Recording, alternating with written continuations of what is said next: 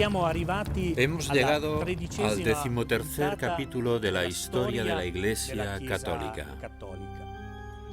Estamos entrando en el siglo XIV, un siglo que será punto de inflexión, ya que todo lo que la Edad Media había construido entrará en crisis.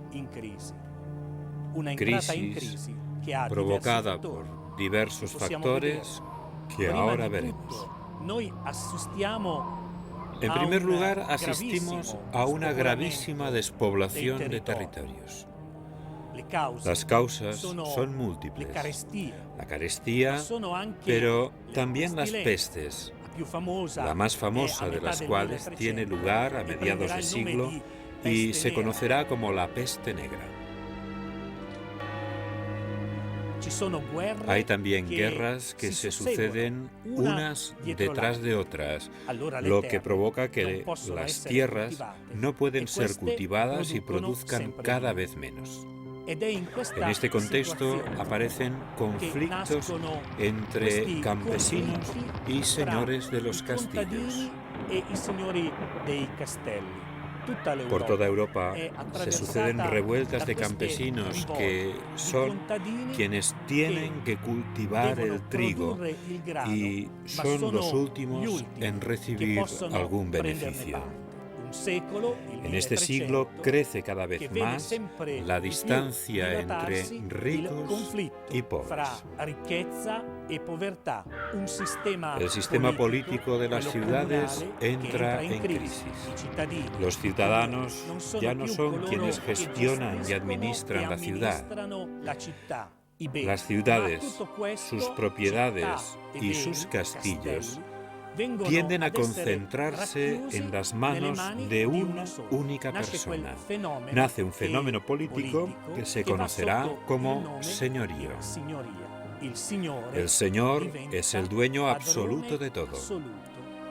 Y el poder ya no es gestionado en común, como sucedía en la ciudad, sino que pasa de padres a hijos. Los señores quieren crear dinastías. Los señoríos, así constituidos, no necesitan la aprobación del pueblo, sino que reciben su mandato directamente del emperador.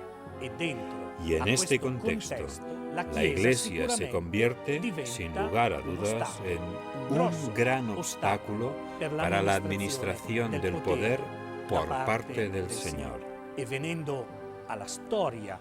Por lo que respecta a la institución papal, en el año 1294 es elegido Celestino V. Celestino era un monje ermitaño al que llaman a ejercer de pastor universal de la Iglesia, dejando sus montes del centro de Italia. Será papa solamente durante 5 meses. Abdica el 24 de diciembre de 1294. Faltan 6 años para el 1300. 1300 años desde el nacimiento de nuestro Señor Jesucristo. Ahora el pontífice es Bonifacio VIII. Antes de su elección circulaba por Europa la idea de que peregrinando a Roma, a la tumba de Pedro, se obtendrían grandes indulgencias. Así que el nuevo papa decide proclamar un año jubilar. 1300 es el primer año santo de la historia de la Iglesia Católica. Igual que sucedió con el jubileo del año 2000, también hace 700 años llegó a Roma una inmensa multitud de peregrinos. Más de 2000 y a pie. Esta era la prueba tangible de la fuerza que tenía entonces el papado. A los peregrinos que llegaban a Roma se les concedía la misma indulgencia que se otorgaba a quienes peregrinaban a Tierra Santa. El Papa Bonifacio VIII, tras el éxito del jubileo, piensa que ha llegado el momento de enviar un mensaje al rey de Francia, Felipe IV el Hermoso. Nombra obispo de la diócesis de Pamiers a Bernardo Sarisset, famoso por sus críticas al soberano. Felipe IV encarcela al nuevo obispo. Al mismo tiempo, inició una campaña difamatoria contra Bonifacio VIII, el cual se encontraba en ese momento en su residencia estival de Nagni.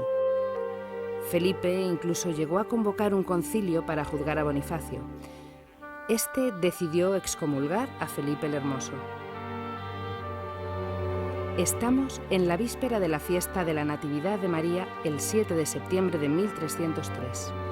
Un grupo de soldados franceses irrumpe en la residencia papal. Según la tradición, el Papa fue incluso abofeteado. El pueblo de Nagni interviene y no solo libera al Papa, sino que lo escolta hasta Roma con más de 400 hombres a caballo.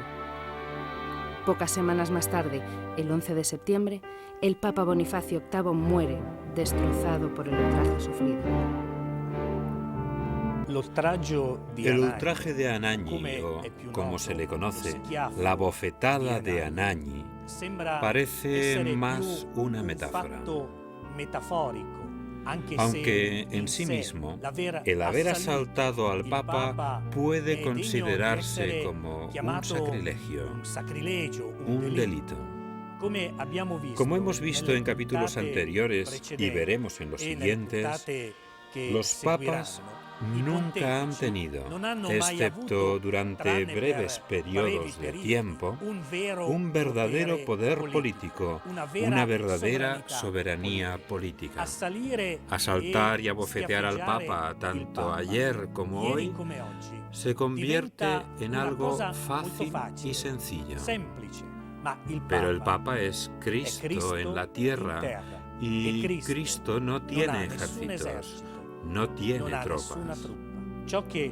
Lo que sucedió en Anagni en 1303, con este episodio, marca un cambio de época.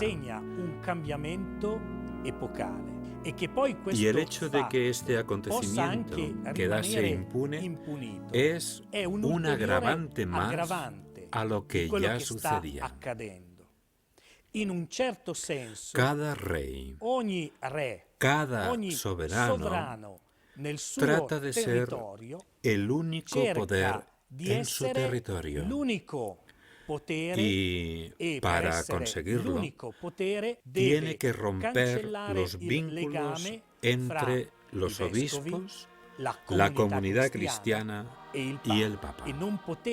Y no podía hacerse de otra manera que dañando o cortando los lazos entre el jefe del rebaño y su mismo rebaño.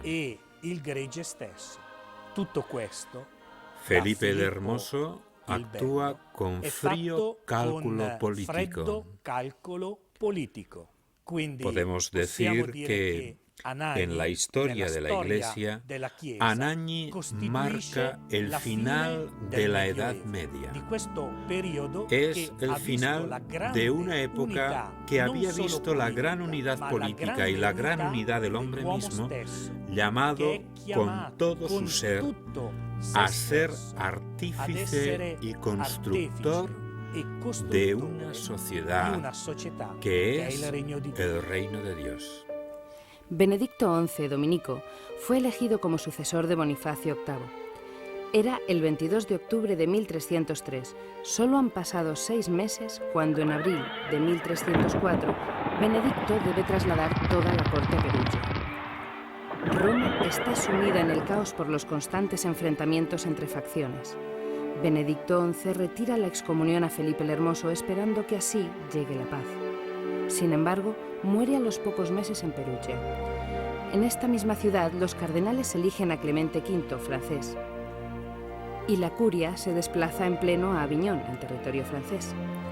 En 1309, Aviñón no está realmente en Francia, sino que pertenece al feudo imperial de los Anjou de Nápoles, vasallos del Papa. Clemente V dijo varias veces que devolvería la curia a Roma, pero la realidad es que los pontífices permanecieron en Aviñón durante 70 años. El establecimiento de la sede pontificia en Aviñón produce un profundo cambio en la ciudad, cambio del que aún son evidentes las señales. Esta etapa del papado en Aviñón no tiene muy buena fama. Ha habido autores, como Petrarca, que hablaron de la prisión de Babilonia. Pero mirando en detalle en los documentos, el arte o lo que se puede saber de la diplomacia, sin olvidar la dimensión espiritual, se da uno cuenta que el periodo pontificio de Aviñón fue una gran época. La llegada de los papas a Aviñón se corresponde con un deseo de estabilizar la situación de la Iglesia. Así que me parece que se puede decir que los papas de Aviñón buscaban ser independientes del poder imperial o del poder del rey de Francia. De cualquier manera, creo que está mal hablar de la prisión de Aviñón. Creo que hay que devolver a ese periodo toda su importancia dentro de la historia general de la Iglesia. Es un tiempo en que la Iglesia, junto con sus pontífices y la curia, pero también con las grandes órdenes religiosas, recobrará la fuerza y preparará, diría yo, todo lo que vendrá más adelante. Pero aunque los papas se ven obligados a enfrentarse a reyes y emperadores, nunca pierden de vista su principal misión: evangelizar a los pueblos. Así envían frailes de las órdenes mendicantes por toda Asia, Irán, Irak, incluso al actual Sri Lanka y a Catón. El misionero más famoso de aquella época fue Odorico de Pordenone, franciscano, que cuando llegó a Cantón se encontró con una catedral construida por sus hermanos de orden. Por otra parte, los franciscanos hacía tiempo que estaban establecidos en Tierra Santa y de allí se expandieron por todo Oriente. La Tierra Santa, el lugar donde para nosotros los cristianos comenzó todo. Nazaret, Belén y el Santo Sepulcro son los lugares que cada cristiano desea visitar como su tierra natal. Se narra que en el año 1213 el beato Egidio de Asís la visitó y San Francisco en 1219, en el difícil contexto de las cruzadas, logró cruzar la barrera y encontrarse con el sultán de Egipto, el cual le otorgó autorización para visitar el sepulcro y los santos lugares para él y sus frailes. Una presencia que se ha prolongado en el tiempo y ha tenido este importantísimo significado. El custodio era algo así como el representante de la Santa Sede y hasta el año 1848 hacía las veces de obispo, de patriarca, de administrador de todo lo relacionado con la religión católica. Es una presencia que continúa y se dedica sobre todo a los santos lugares de la redención. Espero y confío que esta presencia franciscana siga sabiendo vivir y comunicar el mensaje que Jesús transmitió allí en los lugares de nuestra redención. 25 de marzo de 1347. Estamos en Siena, en el popular barrio Rione de Fontebranda, en el corazón de la contrada de la Oca. Catalina, la futura santa patrona de Italia, nace en la casa de Jacobo y Lapa, tintoreros de pieles. No muy lejos de la casa de Catalina se alza la gran basílica de Santo Domingo, que ella frecuenta asiduamente, hasta el punto de que con solo 12 años se corta el cabello para demostrar su voluntad de consagrarse a Dios. Dios se le revela a través de visiones. Pocos años después tomará la decisión definitiva. Viste el hábito de las mantelate dominicas, terciarias dominicas, una elección que no la obliga a vivir en convento a pesar de haberse adherido a la regla. La jornada de Catalina se reparte entre oración, hospital, leprosería, iglesia y más oración. El rigor, el misticismo de Catalina se convierten pronto en un ejemplo para toda la ciudad. En ella no se habla de otra cosa que del rigor y de la coherencia moral y de fe de Catalina. Este coraje y este comportamiento resultan tan sospechosos que es procesada. En 1347, Catalina es absuelta y vuelve a asistir a los enfermos y a rezar con el apoyo de los dominicos más importantes que la ayudan y sostienen.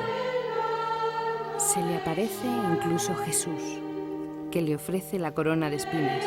Y desde ese momento decide trabajar aún más en la Iglesia, también con el Papa, al que ella llama Dulce Cristo en la tierra, para que nadie más haga nunca sangrar el costado de Jesús.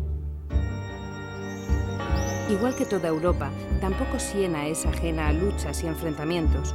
Catalina es hija de un tintorero analfabeto, pero será capaz de leer y escribir a prelados, reyes e incluso al Papa Gregorio XI sobre la necesidad de volver a Roma. Y para conseguirlo, viaja a Aviñón, donde es recibida por el Papa. Esta pequeña y enérgica mujer logra lo que hasta ese momento ningún hombre, por poderoso o influyente que fuera, había conseguido. Es el 3 de septiembre de 1376. Gregorio XI deja Aviñón y tras un viaje de 5 meses llega a Roma, donde es acogido triunfalmente. Mientras el Papa Gregorio entra en Roma, Santa Catalina se retira a Siena, dando así muestra de su humildad y entrega. Ella, que en Aviñón había hablado al Papa en sienés y no en latín, de manera que Raimundo de Capua, confesor de Santa Catalina, se vio en la necesidad de hacer de traductor. En la Basílica de Santa María sopra Minerva, en Roma, se custodia el cuerpo de Santa Catalina y el Papa Pío XII la proclama patrona de Italia junto a San Francisco en junio de 1931. En estos años de ausencia del Papa, Roma ha sufrido mucho. Ha habido momentos de gran violencia. La llegada del Papa hace nacer la esperanza de un nuevo periodo de paz. Esperando al Papa en Roma estaba otra gran santa de esta época, Santa Brígida, llegada de Suecia con motivo del jubileo del año 1350. Santa Catalina de Siena y Santa Brígida de Suecia son dos grandes figuras femeninas de la historia de la Iglesia Católica. Las mujeres consagradas siempre han desempeñado un papel muy importante en la Iglesia, un papel muchas veces desconocido, pero no por ello menos importante. Y también en la actualidad desempeñan un papel importantísimo por todas partes. En primer lugar, por la oración. Las religiosas se ponen ante Dios para interceder por toda la humanidad, y esto es muy importante, pero también lo es su tarea en lugares de frontera. Y responden a nuevas y antiguas necesidades siguiendo el ejemplo de las grandes santas. Lo afrontan con el carisma de la mujer, el genio femenino, un carisma que se expresa de muchas maneras.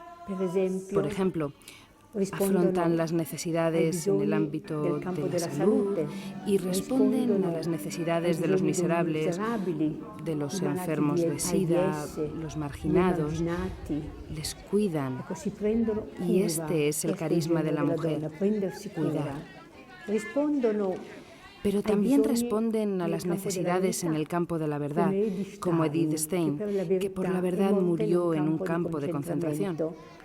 Y en este momento me viene a la memoria todas las mujeres que trabajan en las escuelas y las universidades y en las publicaciones, se ocupan de las catequesis, y pienso en todas las religiosas jóvenes y menos jóvenes, trabajando en las parroquias, en las diócesis. Afrontan las necesidades de la vida. Las religiosas son un don, una riqueza para la humanidad. Pienso que las monjas quieren tener esta capacidad de dar vida, de decir que la vida es importante, toda la vida de la naturaleza, la de las personas, la vida espiritual. Y por ello, con su trabajo dan la vida, gratuitamente. Quieren decir al mundo que debemos estar unidos y trabajar para que la vida triunfe. También rezar es dar la vida. Rezar es favorecer la vida. Relacionarse con los hermanos, especialmente con los más pobres, es favorecer la vida. Educar es favorecer la vida. acoger a quien tiene necesidades, a quien sufre o está maltrecho, a quien no puede más, es favorecer la vida. Deseo vivamente que todas las religiosas que viven actualmente en el mundo, en los lugares de frontera, en cualquier lugar de frontera, puedan decir con su testimonio que Dios existe y que Dios es el Dios de la vida y de la alegría. Y el Dios de la vida y de la alegría, Jesucristo, ahora se extiende también por el norte de Europa. El rey Vladislao II, que ha reunido los territorios de Polonia y Lituania, se ha convertido al catolicismo y con él todo su pueblo. Los católicos son ahora una realidad que se extiende por territorios ilimitados, pero desgraciadamente es también una realidad herida en su interior por compromisos e intereses políticos y territoriales que nada tienen que ver con el pueblo de Dios. Todo esto lo veremos en el próximo capítulo.